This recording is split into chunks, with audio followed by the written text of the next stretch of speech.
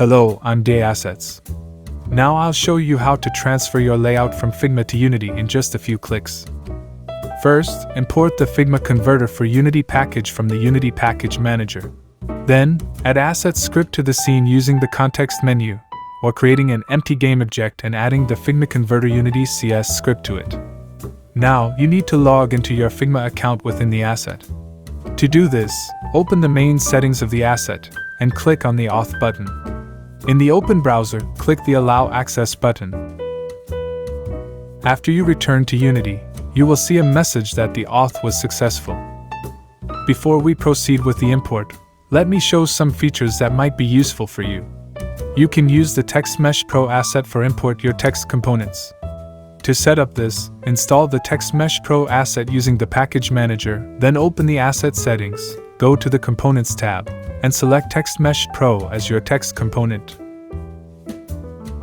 You can set up automatic downloading of missing fonts from the Google Fonts repository. Missing fonts will be downloaded only if they exist in this repository. Otherwise, you will need to manually add the missing fonts to the serialized array in the Fonts tab.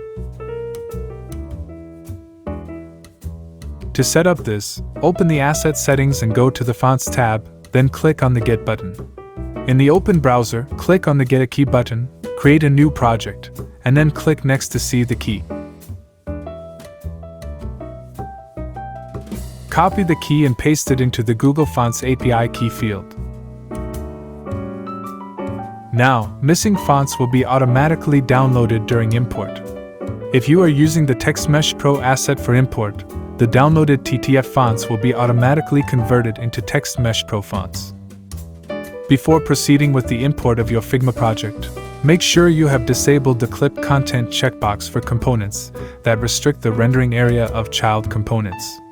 This is necessary to avoid issues with objects positioning. Copy the link to your Figma project and paste it into the corresponding field in the asset. Click the Download button to see the list of pages and frames available for import.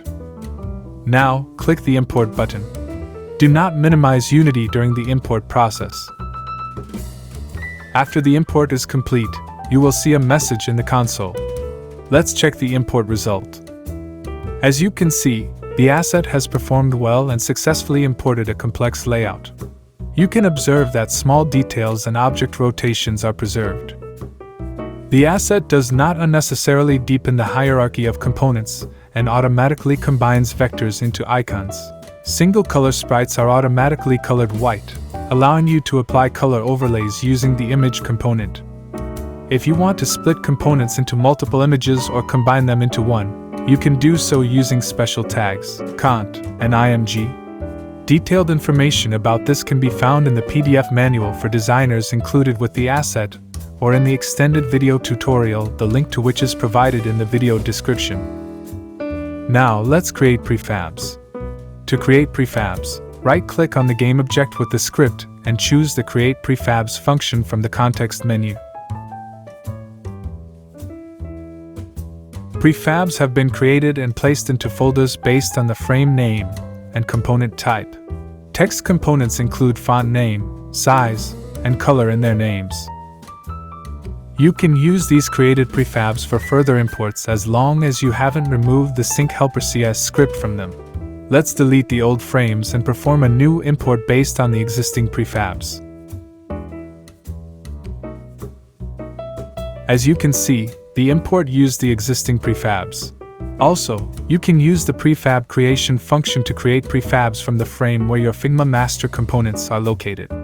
This will allow you to use the created prefabs of master components in future imports. You have just watched a basic tutorial for Figma Converter for Unity. The asset contains many functions and settings. You can use procedural image and shadow assets to simplify layout process and save memory, create localizations for text components, set default settings for created components, and much more. Detailed information about working with the asset can be found in the PDF manuals for designers and developers, as well as in the full video tutorial. Links to it will be provided in the video description. If you have any questions about working with the asset, you can reach out to me via Discord, Telegram, or email. Thank you for watching. and enjoy using it.